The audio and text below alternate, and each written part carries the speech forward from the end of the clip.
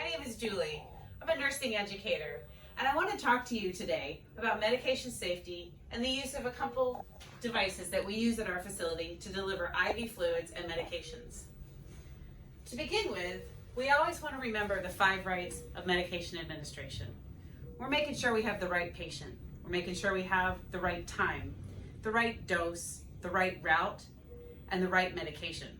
We also want to make sure that the indication is correct. Does it make sense that we're giving this medication to this patient? We're going to go through a couple of case scenarios.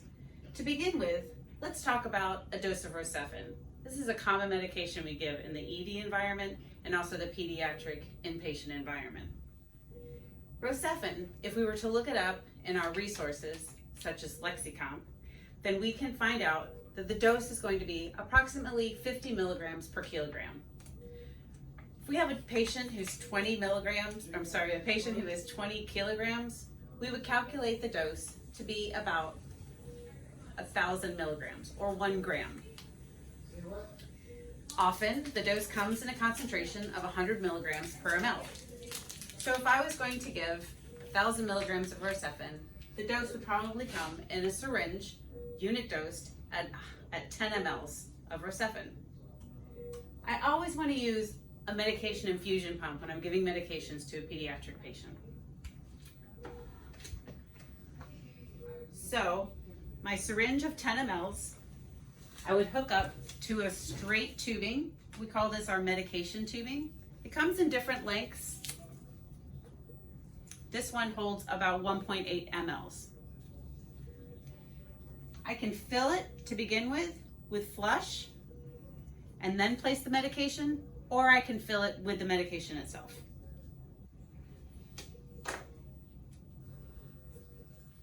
Once I have the medication on the tubing and the tubing is filled with fluid, I'm ready to go ahead and connect it to my patient and then set up the pump. To set up the pump, we're going to place the syringe, rest it in this cradle, and push it down so the plunger or the clasp grips a hold of this side of the syringe.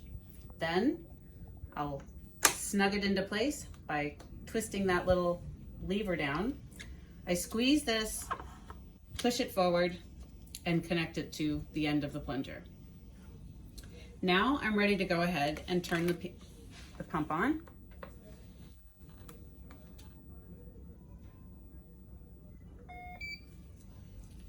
These are just here to help secure your tubing.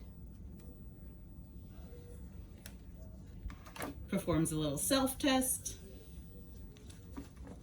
And these pumps are what we call smart pumps. So they're built-in libraries to help us double check our doses, our concentrations, and the amount of time that we're using to give the medication.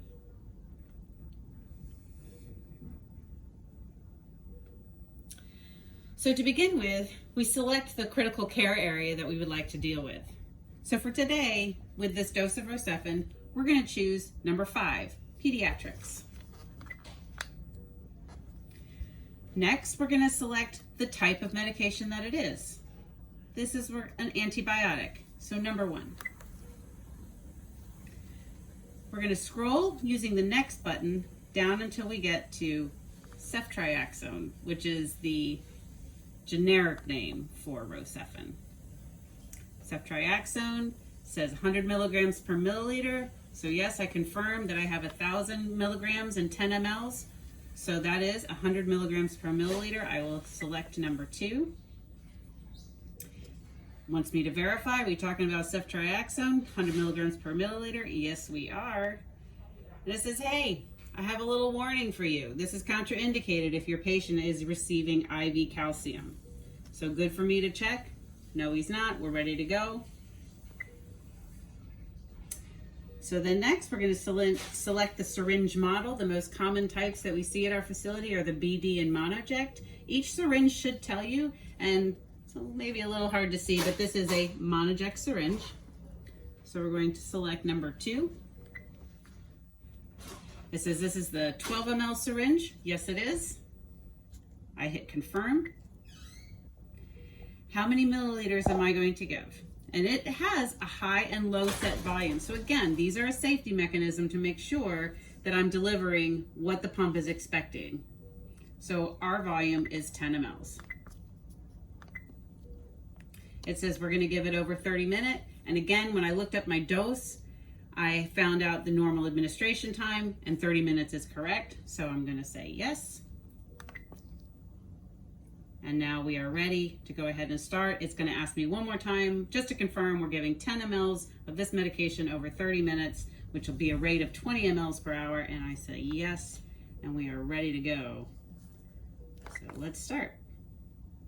Once I've pressed start, I'm going to confirm that I'm infusing by the fact that I see these green lines moving towards the end of this picture of a syringe. So that tells me that yes, we are currently infusing. Once the dose is over, we will want to hang a flush just to be sure we clear the rest of the medication out of the tubing. So that's our antibiotic dose.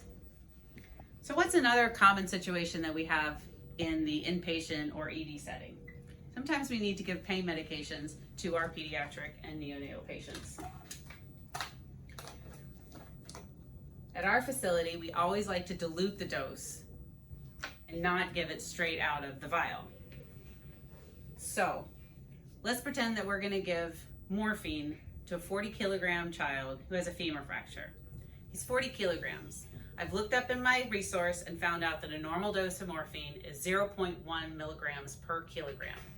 So at 40 kilograms, he's going to get 4 milligrams. Now, the concentration of morphine does come 4 milligrams per ml, but that high concentration might bring about a few more side effects to the medication if given pushed and undiluted. So what I'm going to do is I'm going to dilute this 4 milligrams per ml into a concentration of 1 milligrams per ml. So I start by taking a syringe and a medication needle,